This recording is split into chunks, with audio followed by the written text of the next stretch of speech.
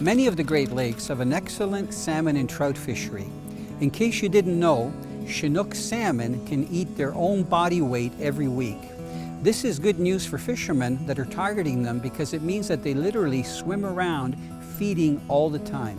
The key though to getting them to strike is to figure out what size and shape of bait fish that they're feeding on so you can match that to the lure that you're using. One of my favorite rigs to use is a Luhr Jensen Cut Bait. This is a very unique presentation because the cut bait looks and swims like a very common food fish that's found in the Great Lakes. It could mimic a herring, an alewife, or smelt. It has a very natural wobble and a very side-to-side action that a lot of times will get those fish that are feeding to strike it.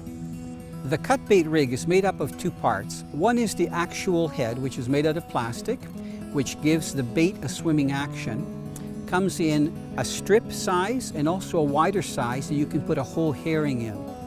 And then there's a pin in that head where you can slide in either a whole herring or a strip and use the pin to anchor it.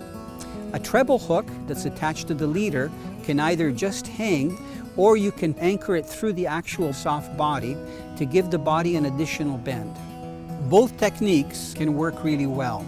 The key to getting salmon to strike is the speed and the presentation that you get from the bait. You can rig the bait so it swims quite straight and goes through the water, like a bait fish that's having a hard time swimming but going straight, or you can get it to have a nice wobble where it's almost flipping and circulating. I find that when salmon are aggressive, they really like the roll that spins around, so they're attracted to it and they strike it.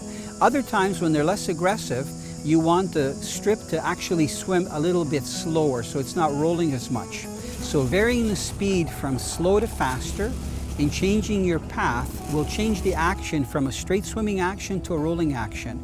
And a lot of times that change will trigger a strike. A properly trolled cut bait rig works extremely well, and on some days where hard body lures and spoons don't work, it can make the difference between catching trout and salmon or not catching them.